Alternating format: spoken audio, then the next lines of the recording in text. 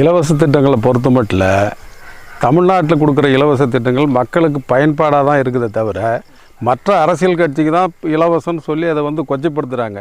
இன்றைக்கு வரையும் தமிழ்நாட்டில் கொடுத்த எல்லா இலவசமே மக்களுடைய வாழ்க்கையை டெவலப் பண்ணி தான் இருக்குது. எந்த இலவசமும் அவங்கள பாதித்த மாதிரி இல்லை. பாதித்த மாதிரி இவங்க கற்பனையாக சொல்கிறதெல்லாம் அரசியல் நோக்கம் கொண்டதே தவிர மக்களுக்கு பெனிஃபிட் ஆனது தான் இன்றைக்கி வரையும் இலவசமாக கொடுத்துட்ருக்காங்க. நீங்கள் பஸ்ஸை எடுத்துக்கங்க, அது வந்த உடனே மகளிர் ஓட்டுக்காக சொன்னாங்க. இன்றைக்கி சென்னையிலேருந்து கன்னியாகுமரி வரையும் ஒரு பெண் ஈஸியாக போய் வர முடியுது. சாதாரணமாக இங்கேருந்து திருப்பூருக்கு நிறைய லேபர்ஸ் வராங்க. அவங்க பிள்ளைங்களை பார்க்குறதுக்குன்னு பெற்றவங்களோ மற்றவங்களோ போய் பார்க்கும்போது இன்றைக்கி ஃப்ரீயாக போய் ஈஸியாக பார்த்துட்டு வர முடியுது.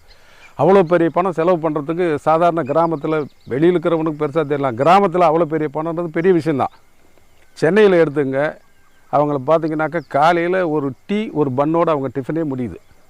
ஆனால் அவங்க ஒவ்வொரு நாளும் லேடிஸுங்க ஒரு வீட்டுக்கு வெளியில் போயிட்டு வரதுனால மாதம் ஒரு 1500 ரூபாயிலேருந்து 2000 ரூபா மிச்சம் ஆகுதுன்னா ஒரு டிஃபனுக்கே ஒரு 50 ரூபாயில் தான் ஒரு 25 ரூபா 30 ரூபாயில் முடிக்கிற அந்த குடும்பத்துக்கு இந்த 2000 ரூபான்றது எவ்வளோ பெரிய உதவியாக இருக்குன்னு அனுபவிக்கிறவங்களுக்கு தான் தெரியும். இலவசம் மோசம்னு பேசுகிறவங்க கட்டாயம் உள்நோக்கத்தில் தான் பேசுகிறாங்க. இது தமிழ்நாடு பூரா ப்ரூஃபான ஒரு விஷயம் தான். இதை யாரும் இட்டுக்கட்டி சொல்லவே வேண்டியதில்லை. ஏற்கனவே ப்ரூஃபான ஒரு மேட்டர் தானே. ஏற்கனவே நீண்ட காலமாக தேசிய ஊரக வேலைவாய்ப்பு திட்டத்தில் ஓசில் தான் இப்போ வேலை வாங்கிட்டு இருக்காங்க.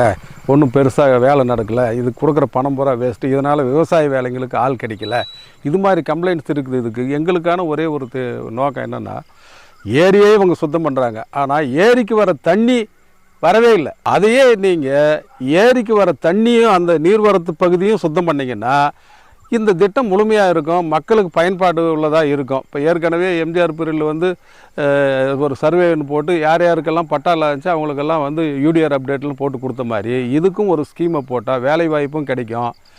ஏரி வேலை உண்மையிலேயே முழுசாக நடக்கும். ஏரி தான் சுத்தமாகுது தவிர ஏரிக்கு தண்ணி வரல.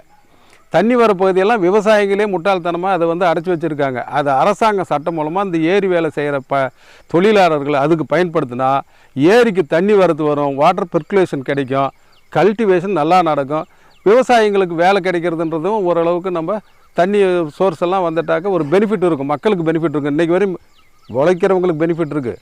ஆனால் விவசாயிகளுக்கு பெனிஃபிட் இருக்கான்னாக்கா இந்த மாற்று வழியில் ஒரு பெனிஃபிட் கொடுக்கலாம். பெர்குலேஷன் வாட்டர் கிடைச்சுனாக்கா அந்த நீர்வழி பாதையெல்லாம் இவங்க சரி பண்ணி கொடுத்தாங்களானாக்கா அரசாங்கத்தில் இதே தொழிலாளர்களை வச்சு சரி பண்ணி கொடுத்தாங்களானாக்கா அதுக்கு அதிகமான பெனிஃபிட் கிடைக்கும். சுற்றுப்பக்க நிலங்களுக்கெல்லாம் தண்ணி நிலத்தடி நீர் உயரும். நிச்சயமாக ஒரு நல்ல அருமையான ஸ்கீமாக இருக்கும் அது.